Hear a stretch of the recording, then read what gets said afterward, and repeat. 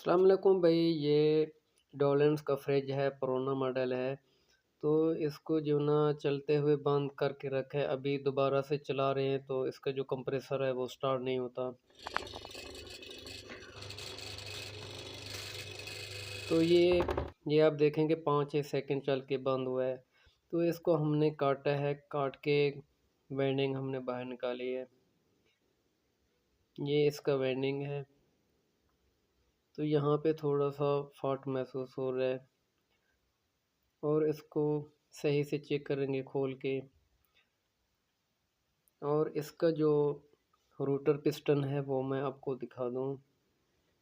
ये इसका router piston है। तो ये इस बिल्कुल ठीक है, इसमें कोई लूजिंग वगैरह नहीं है। भाई इसको टेम्परेरी सेट किया है, तो अभी इसको चला के देखते हैं चलेगा या नहीं चलेगा। उसके बाद दोबारा से इसको वार्निश करके फिर दोबारा चेक करेंगे।